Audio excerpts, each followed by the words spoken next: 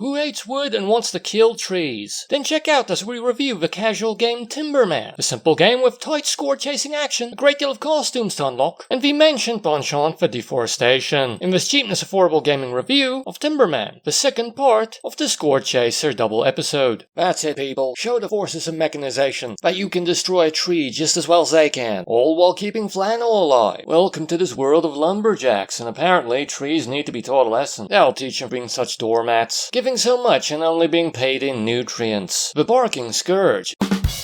Absolute punishment is apparently enough of a problem that this universe's lumber industry will contract just about anyone who can wield an axe. Absolute punishment. It's a pun-rich game this, I managed to do it twice already. Perhaps deserving of you liking and subscribing, but no pressure.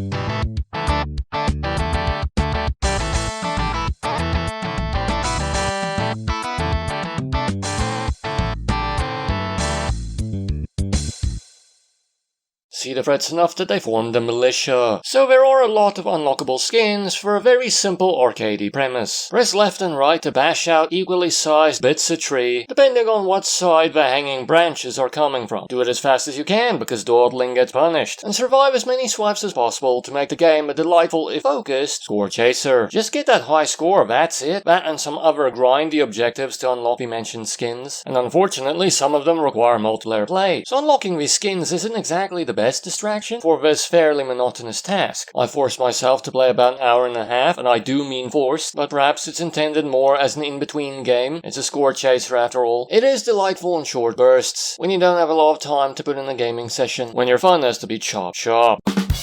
Absolute punishment. But at least it does have local multiplayer, along with remote play together capability, and Steam input works as well. If my analog sticks did frustratingly overcorrect to my death, and there is a feature you can turn on that's rather nifty, where it will search for online players while you're playing single player rounds, so you don't waste time for someone who may not turn up. And surprisingly, I did find a match or two. Not bad for a game that's this old, but I did have to wait a while, and sometimes it was nothing doing. It definitely isn't the most relaxing score chase though, partially due to the fact that you want to avoid the falling leafy sky, but also because this cutesy game is set to a track that is tense and almost dystopian.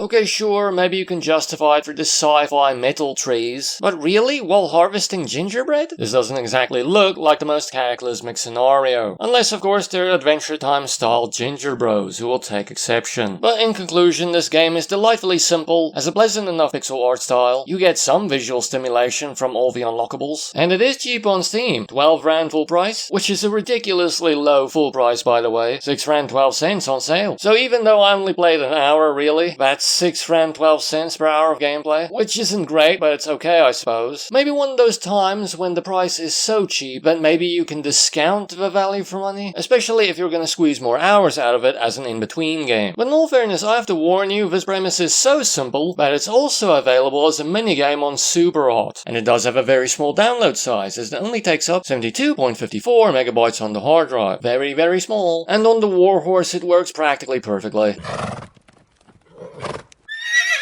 Nothing really to talk about much. It played well enough that I think I got one of my best scores during the test. But I suppose this working well is really not a surprise. And the game does have 4-player versus mode, local, with remote play together capability, and Steam input works as well. But fair warning, it plays rather stop-start, because some of us will die way sooner than others. And stereotypically it's mostly kid-friendly, it's cute and everything. It's just one, maybe two of the costumes some people will take exception at, or maybe at least it has a fetishistic use of them. The game has simple, cute, pleasant enough pixel art visuals, not ambitious but what you want from it. It has a decent if single music track, weird but good, almost dystopian, makes it more tense, reminding you that a branch is going to take you out eventually. It's a fast, fun, incredibly simple score chaser. It's fun in short bursts, and somehow the online multiplayer still has some activity, even after years. And on the maybe side, while there are a lot of costumes to unlock, getting them can be quite grindy and monotonous, and thus the game doesn't really have much distraction. It's an austerely sparse sparse, pure score chase experience. Come on, play it, and see how they obviously missed the trick with the costumes. Sure, they have flannel, but where's the red and white waiter's garb? This is an egregious error, because this game essentially consists of people repeatedly doing the tablecloth trick.